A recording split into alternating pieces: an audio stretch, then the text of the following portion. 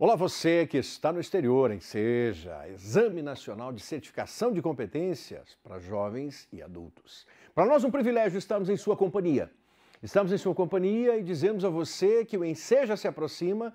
A preparação pode ser a melhor possível se você estiver conosco nessa boa sintonia, olhando para as ciências da natureza, para as ciências humanas, para as linguagens, a matemática e a redação. Hoje, especialmente, redação e ciências humanas. Deixa eu saudar os nossos colegas professores das ciências humanas. Professor Oswaldo Siqueira, tudo bem? Fala, meu amigo, tudo bem? Olá, pessoal. Palavrinha para todos os nossos Estamos aqui junto com você para ajudar você a se preparar para a sua prova do Enseja. Tenho certeza que você vai sair muito bem. Muito bem, as ciências humanas auxiliando.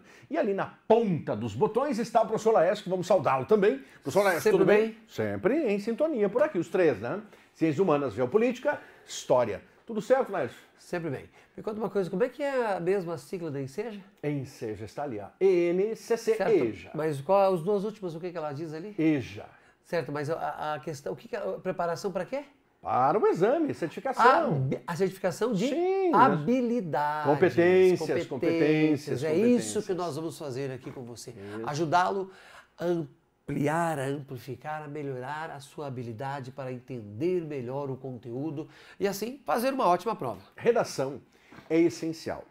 Além de ser eliminatória, os últimos exames mostram, sobretudo de 2017 e 2018, que são provas concretas que tivemos nesse novo formato do Enseja. Antes o Enem certificava jovens e adultos, não certifica mais desde 2017, então em 17 e 18 passamos a ter provas.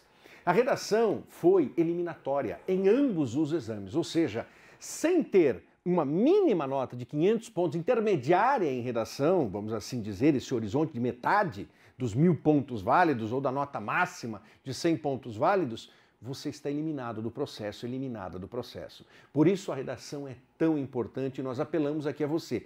Exercite. É necessário fazer um texto. É isso? Vamos discutir, né, professor? Sim, claro, sem dúvida. É muito importante que você escreva. Faça textos. Até digo, uma forma de estudar história não é apenas lendo. Muitas pessoas falam em ler. Sim, ler é importante, sem dúvida. Mas escrever sobre aquilo que você está lendo é fundamental. Isso te traz poder de argumentação. Argumentação. O professor Laércio, em geopolítica, defende sempre o uso de dados. Então, por causa disso, não é, Laércio? Usar números, ter o conhecimento, ter a noção dos números para utilizar é de bom tom sempre. E que você, por exemplo, vamos imaginar aqui uma questão hipotética. O Brasil tem 8.514.000 quilômetros quadrados. Você não precisa citar exatamente 8.514.000. Aqui você diz, o Brasil tem pouco mais de 8.500.000 quilômetros quadrados, aproximadamente. Porque o volume é grande dessa numeração, mas eu tenho que ter noções básicas dessa quantidade, seja de população, por exemplo. Não vou dizer que o Brasil tem 200 milhões, 300, até o número exato de habitantes, porque é uma coisa hipotética também. Você fala que o Brasil tem pouco mais de 200 milhões assim por diante. Então, usando essa fala do professor Laércio, anote aí. Pegue seu caderno, você vai precisar de um caderno, um bloco de anotações. Sim, vamos precisar de um bloco de anotações, um caderno. Claro que a temática tem relação voltada ao Brasil. O tema de hoje mostra isso. Nós trabalharemos com uma temática que é voltada à adoção, às crianças brasileiras. Então, o tema será voltado para a terra brasilis. Não tenhamos dúvida disso. Muito bem. Entenda assim, e você pode anotar. O que o professor Laércio disse, você não vai lembrar de certos números na ponta da língua, não vai lembrar por uma série de fatores.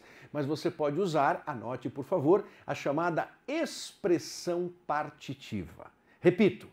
Expressão de parte, partitiva. O professor Laércio mencionou aproximadamente, em torno de, próximo a, pouco mais. Perfeito, olha aí. Justamente, se você disser 8 milhões eu vou lembrar. Então, lembrou? Sim. 8 milhões? Pouco mais de 8 milhões. Aproximadamente, professor Oswaldo, 8 milhões. Não é? Próximo a, você faz o uso da expressão partitiva. A banca corretora, nós trabalhamos com correções há muitos anos, sabemos disso, a banca corretora gosta de dados concretos. Perfeito? Tranquilo? Esse preâmbulo, então, do nosso trabalho de hoje em redação. São dicas indispensáveis, é um preâmbulo, mas são dicas indispensáveis para uma boa redação. Então, além disso, o que você precisa fazer? Precisamos ler, e é o que nós faremos agora lendo a proposta. Os textos de apoio, que jamais podem ser copiados. Entenda, textos de apoio não devem ser copiados, porém, eles servem como elemento inspirativo. E é essa abordagem que nós faremos. Vamos dar uma olhadinha, então, no tema, colegas. Professor Oswaldo, leia para nós, por gentileza, o tema, amigo. A partir da leitura dos textos motivadores seguintes e com base nos conhecimentos construídos ao longo de sua formação, redija textos dissertativo-argumentativo. Momento, ponto para nós. Texto dissertativo-argumentativo. Professor Laércio, nós temos trabalhado muito isso em conjunto, já ao longo de alguns anos. Sim. Texto dissertativo-argumentativo. Quem disserta, emite uma opinião. Quem disserta, emite uma opinião. É uma opinião qualquer, professor Laércio? Não pode ser achismo, né? Justo. A opinião que você venha expor em forma de texto, ela tem que estar baseada em dados. Sim. Esses dados podem ser de um cientista que pesquisou determinada informação, pode ser de uma instituição.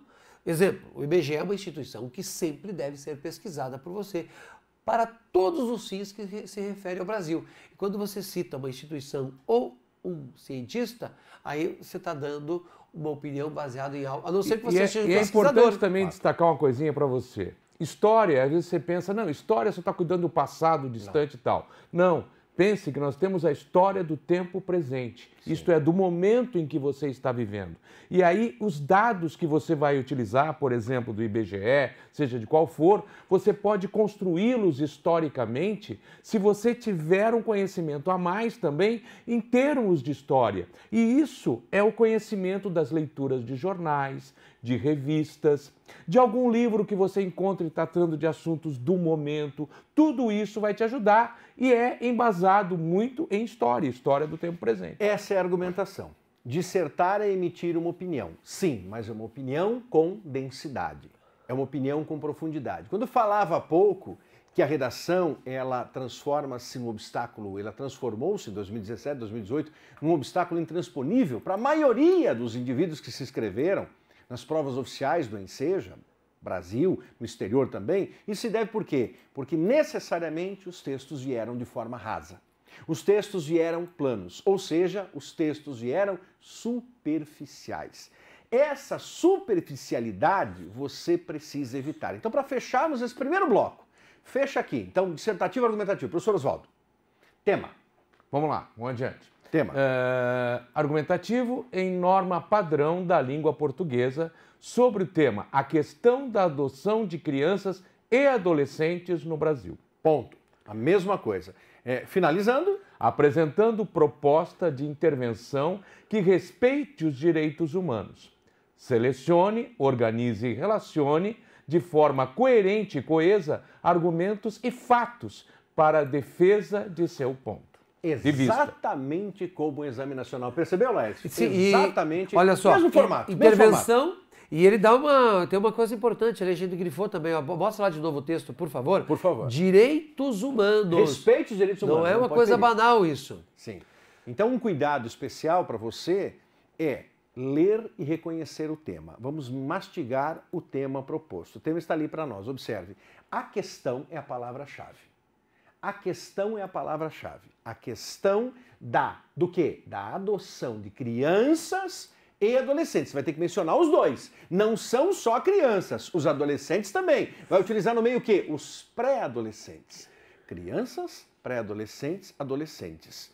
No Brasil. Então, lembra que falávamos há pouco? No Brasil. Então, é nesse sentido que valerá a pena você nos acompanhar agora, neste segundo momento, daqui a instantes, quando você estará se deparando com os textos de apoio que nós mastigaremos um por um deles, entre aspas, né, entre linhas aqui, para que você entenda que o seu texto precisa ser construído à luz de uma argumentação sustentável. Seja bem-vindo, seja bem-vinda. Você está com o Centro Universitário Internacional Uninter, falando sobre o quê? Falando sobre o Exame Nacional de Certificação de Competências para Jovens e Adultos no Exterior.